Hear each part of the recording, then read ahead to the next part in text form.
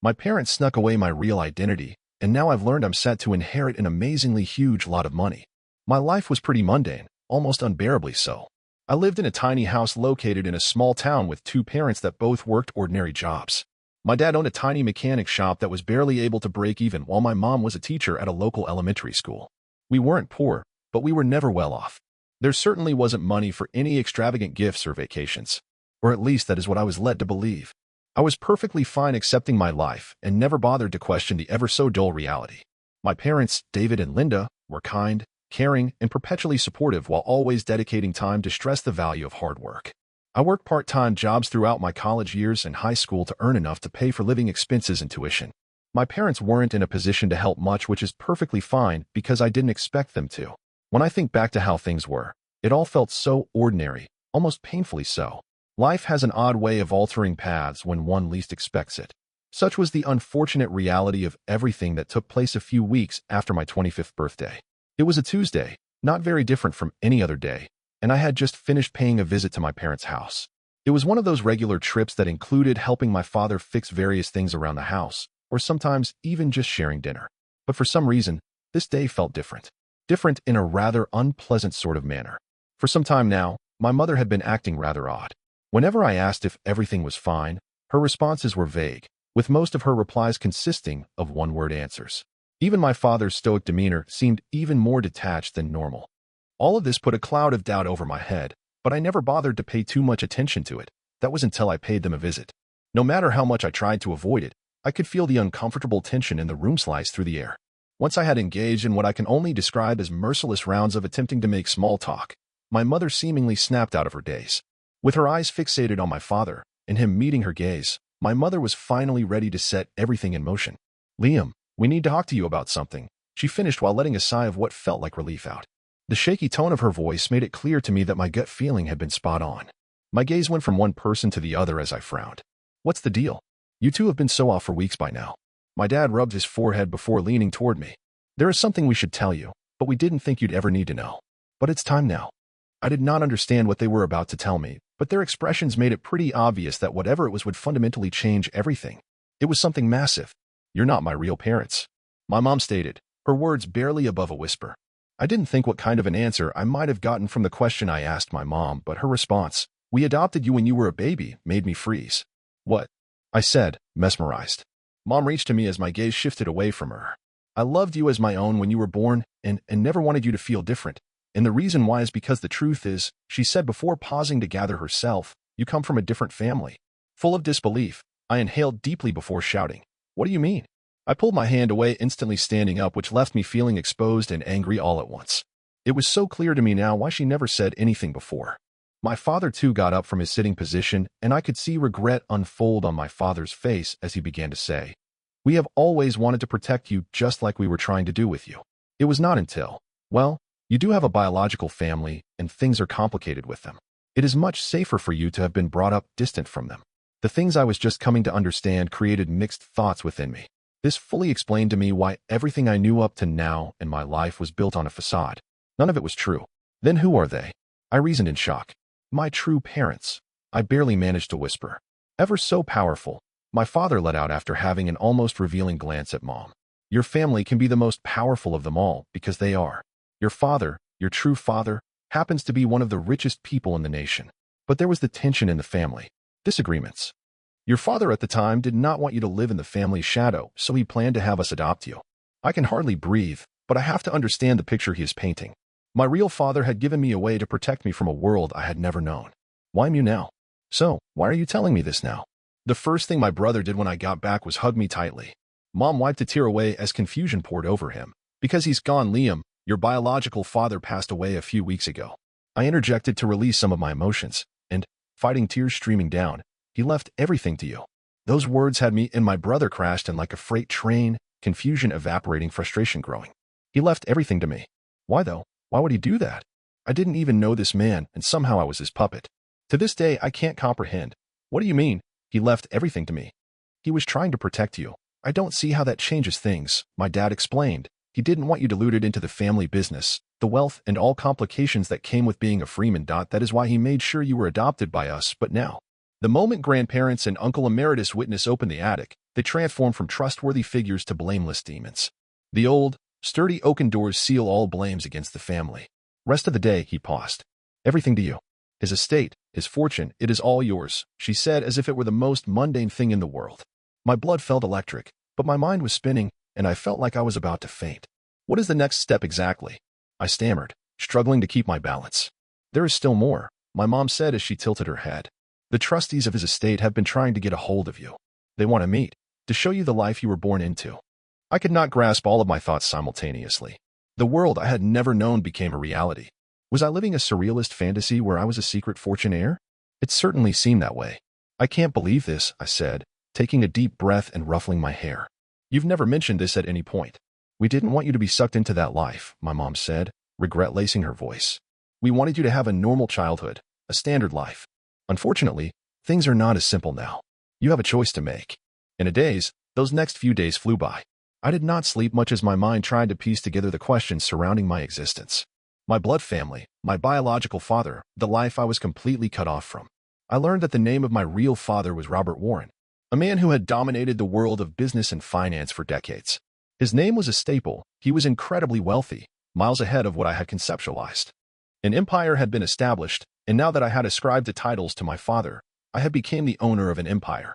But together with the money came responsibility, complicated factors, and a past that was deeply hidden. Other than my parents, I had no clue who the rest of my biological family was, and now that I had everything, I was not sure what they wanted from me. They always said that there were disagreements within the family, but never went further. What disagreements might those be? And what motivated my father, who had never met me, to will everything to me? I was well aware that it had to be confronted. The estate's lawyers had already contacted me, and I knew the day would come when I would need to confront the reality of who I was. Therefore, I resolved to have a talk with them. When I arrived at the meeting, it seemed to me that I was stepping into a different reality, one which I had not been introduced to until now. The law firm made itself comfortable in a sophisticated glass skyscraper, the type of building typical for the city center where a lot of money and influence is concentrated. At no other point in my life had I felt more uncomfortable than in that waiting room. It was filled with people sporting expensive suits and watches which, combined, were most likely worth an amount greater than what I would need to complete my schooling.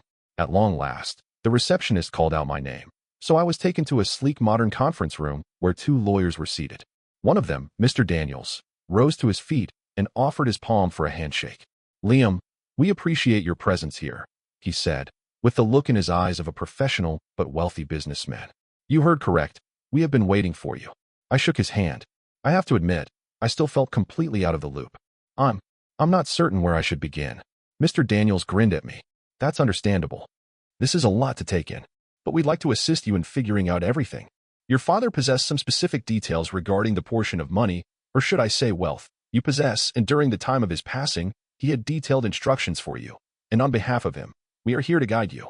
I nodded, even now struggling to understand that at this point I was situated in a law firm and was going to get an inheritance that was a surprising fortune. "As you know," Mr. Daniels stated, "your father was a very successful man and his estate is quite large. Nevertheless, there are certain stipulations that you must fulfill before you can completely receive the resources of your inheritance." "Stipulations?" I interjected, frowning. "What sorts of stipulations?" Mr. Daniels for a moment averted his gaze to one of his associates before he responded. "Your father wanted to make certain that you possess the capability of carrying the burdens that come along with this inheritance, which includes financial matters, familial issues, and, well, we'll call them complex relationships. You are entitled to the riches, but there are conditions." Sitting back, I could feel the impact of those words surround me. Complications, family dynamics, strings. It wasn't only about the wealth, it was something more profound, an inheritance that I was not willing to undertake. "What sort of family dynamics?" I asked, my voice strained. Mr. Daniels' jaw was set tight. To describe your father's family as complicated would certainly be an understatement. There are some branches of the family that are likely to oppose this arrangement. And I think you will discover that not everyone is excited to embrace you as a member of the family again. Not everyone will be excited to embrace you back into the family. Rang over in Shinar. I'd taken all the information so easily, but this surprised me. My father, Robert Warren, certainly left me with some unfathomable money, and with it comes a daunting family legacy that came at the price of a battle. I thought my world was going to shift, but to put it baldly, it was way more complex than I could grasp at the moment. Post the meeting, my mind was in shambles. The thought of a family out there that was rich, powerful, and didn't seem to be very amicable was too difficult to digest. I kept pondering the same question. Why did my father leave all of this to me? Why did he lock me away for years just to throw me back into this nightmare of a world after his death? I was clueless, but I did know that the answers were not going to come steamrolling in while nestled in the comforts of home. If I was ever going to uncover the mystery of my true self, I would need to confront my biological family. This meant stepping into the world Robert Warren had left behind. Standing in front of the Warren estate for the very first time took my breath away. The elaborate mansion stood isolated in the countryside and was enveloped by endless stretches of perfectly mowed grass, large iron gates, and hidden riches. Even the simplest glance was enough to establish their wealth, and made me question whether I truly belonged here or not. The estate was enormous, mighty even, and the stories locked within those walls would be limitless. The estate staff had been expecting me. When I arrived, a tall man in a crisp suit waited for me at the entrance. He introduced himself as Anderson, the head of household staff, and led me through the grand foyer. The intricate design of the estate was lightly decorous as the polished marble floors and ceiling chandeliers surrounded with beautiful artwork caused me to be quite astonished. All the dollar bills I had earned would not be enough since this artwork likely costed more. This place belonged to your father, Anderson said. It has been in the Warren family for generations. He lived here most of his life. As we walked through numerous halls, Anderson was explaining so much, but all I could do was nod my head in agreement. To think this massive estate was mine to claim, although in reality I had no idea how to comprehend that life. In a large sitting room, I was greeted by my father's lawyer, Mr. Daniels, and an unfamiliar woman in her early 40s who I soon learned was my stepmother. She seemed to examine and judge me through the curtained eyes of her, and I found it puzzling. "This is Victoria," Daniels explained while pointing to the woman. "She is your father's half-sister." Half-sister? My breath got caught at the back of my throat. I had a half-sister? I threw out all my knowledge on social interactions because standing in front of me was a woman with a cold and aloof look. "Liam," she called with a voice as harsh as a razor. "It's interesting to finally make your acquaintance." Her words had a sting, not welcoming at all. The eyes had something in them reservation, and perhaps even grudgingly so, which meant the family was not accepting me. I was somehow anxious the moment I entered the room. "Honestly, I didn't expect to be here," I explained cautiously. "A few weeks ago, I had no idea about any of this. That must have been quite a shock. To find out you were part of a family like ours and that you have received everything," Victoria said, the words dripping with scorn towards the end. There was something unsettling in her tone that made me anxious. Was it anger? Jealousy? I couldn't tell, but what I knew for sure was that the feelings baffling me made it quite obvious that she unwelcoming my sudden arrival. I mean, after being exposed to the life of the Warren family, how does someone like me, a stranger, waltz in and claim it all? But my primary concern was why Robert had left everything to me instead of her. It was like Victoria was reading my mind. "You might not know, but I had a tight bond with your father. He was part of this family, and I worked alongside him, soaking in everything related to the Warren Empire. And now, well, I guess things have shifted a little." I nodded, unable to comprehend what my next words would be, but the manner in which Victoria had introduced herself did not point in the direction where my life would be made easier. Daniels abruptly interrupted when he cleared his throat. "Victoria has been assisting with some of the estate's business in the meantime, but, as per your father's wishes, all business associated with the estate and family is now your concern, Liam." His statements weighed heavily on me. I had never run a business, let alone something as massive as the Warren Empire. Everything was crumbling around me, and I now had to take control of a multi-billion-dollar estate. "Honestly, I don't know much about any of this," I said, "and I don't know how to even begin." Daniels smiled knowingly at me. "That's all right. Your father assumed that this would be quite daunting, and he prepared a strategy so you could methodically step into the role. However, there are some parts that you will have to address yourself, and the first one is the family." I turned towards Victoria, who had only gotten more frigid in her emotions, and asked, "What type of problems?" Daniels paused for a second before he replied, "There are, well, some family issues with the estate division. Your father's will made all his arrangements, and some people are highly dissatisfied with how everything is going. You'll need to manage those relationships very thoughtfully." "Family issues?" My stomach dropped as I repeated him. "What type of family issues?" Before Daniels could open his mouth, Victoria said, her voice as cold as ice, "You are not welcome here, Liam. Yes, you have the money, but you do not know what being part of this family means. The Warren name comes with great worth, and with that comes great responsibility. You don't get to step into it just because a document claims you are the heir." Her words paralyzed me. I had lived my whole life as someone else, and now that the truth was out, the family I was meant to be a part of was alienating me. I do not know what I was expecting when I arrived here. But a fight? No. A battle for recognition in a family that wanted nothing to do with me? No. In all honesty, this is something I could have never fathomed. I did not come here for this, I declared, my voice stronger than I felt it had any right to be. It is mine now, whether you like it or not. As Victoria glared at me, I was concerned for a split second she would take a swing. Instead, she chose to walk away from the chair, standing straight and adjusting her dress as she walked toward me. I shall sleep on it, she said softly. We will discuss this further when the time is right, she said as she walked out of the room. Once she exited, Daniels cast a glance of pity at me and sighed. Victoria is driven, to put it lightly. For all intents and purposes, she was your father's assistant for a long time, and it's common knowledge that she assumed she would get the house. You showing up out of the blue has changed things. Why did he leave it all to me? I inquired, one question that clawed at me for days on end. If Victoria was so important to his life, why did he not bequeath the estate to her? Daniels looked unsure as he appeared to study the documents on his desk. Your father had a mixed relationship with the family. He thought that the Warren family had become too powerful and greedy, and he didn't want that heritage to persist. He needed a clean slate, someone untouched by the family's unsavory aspects. That is why he picked you. A clean slate.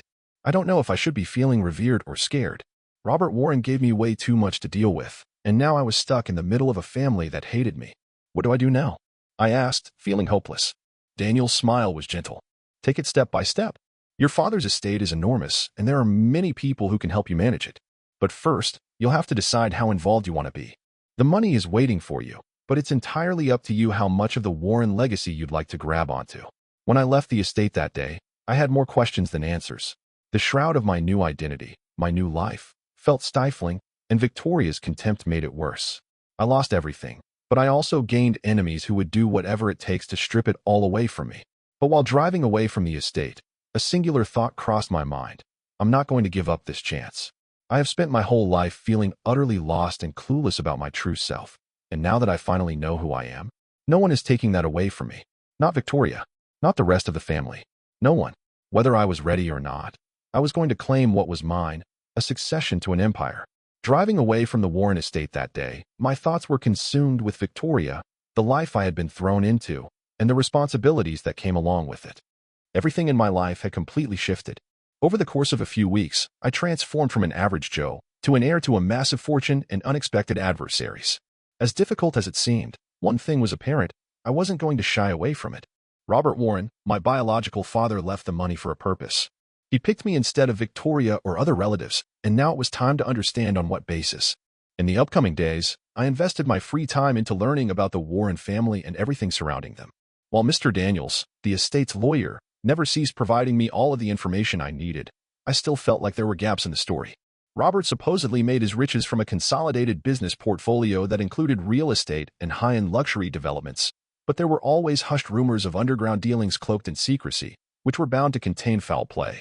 As I connected all the dots, it was evident to me that the Warren legacy was not solely about money, but them having dominion over an entire civilization that he or she has control of. Now, all that control lay with me. Now, there was one part of the story that did not sit too well with me. Victoria. Her deeply seated resentment was not merely because of unfulfilled expectations from an inheritance. There was something deeper and less perceptible. This time, I was determined to return to the estate. I had questions that I needed to resolve, and I knew that legal documents and business reports were not going to help me. To comprehend this new life, I had to confront my family, the people who knew my father long before he had a clue about my existence. When I got to the mansions, Anderson, my father's household headstaff, walked towards me to guide me to my father's study. That room was an astounding size, boasting towering bookshelves, massive leather seats, and an enormous mahogany table. It was the perfect ambience of colossal industry leaders making game-changing decisions. I perched on the desk, daydreaming my father making transformational life-impacting decisions from this exquisite desk. All of these felt overwhelming yet underwhelming at the same time. It's mesmeric, the power, the influence that these people had, and now that I was here, the influence was pulling me towards it. One day, as I was rummaging through my father's old documents, the door slowly swung open. I glanced up to see Victoria leaning against the door, her arms folded, looking somewhat defensive. "You're back," she said as she walked further into the room. "I need answers," I said in a firm yet calm tone. "You and I clearly have a lot to talk about." She took a moment to contemplate before getting up and sitting down on one of the leather chairs. While she was sitting, I could tell none of us were comfortable with the silence. The unresolved issues between us hovered in the space around us. "You want to know why your father left everything to you," explained Victoria as she broke the ice with her quiet, yet assertive tone. Why did he leave it all to me, someone he never even met? I said, drifting my head towards Victoria's direction. Yes. You spent the entirety of your life here. This was your workplace, and you lived among these people. What was the reason behind his decision to leave everything to me? Something flashed behind Victoria's eyes, something like anger, resentment, but also a tinge of pain. Because he did not trust me, she said, her voice full of bitterness. He didn't trust any of us. This time I frowned even deeper, trying my best to piece every detail in an effort to comprehend why. What do you mean? Her gaze was distant, almost too far away. Victoria slouched further into her chaise chair and stared into the space before her. Our family revolved around manipulation and power, Victoria said. Your father, like all fathers, was no good. But, oh boy, did he know how to earn money. The way he spent it was his downfall. He didn't want me, or anyone else in the family, to carry on that legacy. He knew what it did to us. The wealth, the control, the power we sought made everything worse. It poisoned us. He intended to escape from everything. You were his vehicle to accomplish that. I could feel chills troubling my body. He wanted to leave everything behind? She nodded. He saw you as a fresh start, untamed by the ever-sullen grasp of your family's influence. So, he thought that if he left everything to you, you would steer the empire in a different direction, a direction which was not built on lies and deceit. I leaned back trying to make sense of her words. It was apparent that my father was not leaving over the fortune because he thought I was capable of taking better care of it than Victoria did. He left the money to me because he was not interested in carrying forward the family's corrupt legacy. He wanted to end the cycle, and I was his safety valve. But you are not on the same page, I remarked, trying to evaluate her. Victoria's expression became more stern. I spent all of my life waiting and getting trained to take control of this family, this empire. I practically lived in the business, working with my father and knowing just how to keep control on everything. And you, out of nowhere, come and suddenly take control? Why wouldn't I disagree? For the first time, I was short on words to say. I understood the deep-rooted resentment right below the surface of her frustration. But at the same time, I understood that I couldn't just stand idly and hope for this to resolve itself. The reality was, my father has set the path in front of me, and like it or not, I was left to fulfill his goals. I'm not here to take everything away from you, I replied. Also, I need to figure out what my father actually wanted. She stares at me for a while, and after some time speaks. He wanted redemption, she said. But it's not that simple. You can't just wash away decades of corruption and greed with a fresh start. This family, it's built on darkness. You can't change that, no matter how much you want it. These words left me somewhat disturbed. My father had hoped that I would change the Warren legacy in such a way that it would bear my name. But how was I supposed to do that with a family legacy built on deceit? What was I supposed to fix? For the next few days, I focused on the Warren legacy and all the things that revolved around the family. With every new finding, I was left more and more shocked, because the corruption gets deeper. Money made in silence, profiting on other people's misery, the powerful games that ruined so many people. And my father was the one in the middle of it, and now I was supposed to carry that legacy on my shoulders. But I was never like him, nor was I like any of them. Before everything changed, I remember my parents, Linda and David, who raised me with honesty. They worked hard and lived simply, like moral compasses that taught me the importance of doing good, a life principle I was not ready to abandon, no matter how alluring the Warren Empire was. Now, I had to make a decision. I had the option to leave life as I knew it, joining my biological family in their self-destructive patterns, or accept my father's inheritance and use it to create a better reality. I finally made my decision a few weeks afterward. When the meeting was scheduled, I invited the family's lawyers, business partners, and Victoria to the estate. The grand dining room was filled with people along with their own individual agendas, which caused an overwhelming feeling of tension. Everyone wanted to know what I planned on doing next, either breaking the Warren legacy brought forth by my family or embracing it. Over the last few weeks, I have been studying this family, I said, moving to the front of the table. And with each piece of information, it has become increasingly clear that my father was indeed correct. Their legacy is built on power and greed and has ruined everything in its way. I, however, refuse to indulge in this legacy. Shocked expressions ruled their faces and murmurs swept the room. Victoria fixed me with a gaze full of suspicion and wonder. I am set on honoring my father's wish, I said. This family's direction is set to change, and we will no longer be like headless chickens running after corruption. The focus from this point onward is honest integrity. It is time to move on. The disbelief plastered on their faces was undeniable. For them, letting go of the power which has ruled the Warren family for centuries was not just unthinkable, but outrageous. I, however, wasn't anxious. I recognized this change for the family as necessary. Victoria lifted her gaze, a blank look on her face. You believe you can change this family? Do us a favor. Good luck, you're going to need it. After proclaiming that, she turned and left the room. leaving me with a dozen strangers still unable to comprehend why I had chosen what I did. But ultimately, what did it matter?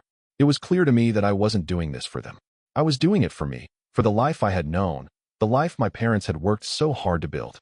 I was the sole heir of an incomprehensible estate, and for the first time in my life, I felt free. No, I would not allow it to ruin my life. It was my responsibility to ensure there was something left of the Warren legacy worth fighting for. Something true,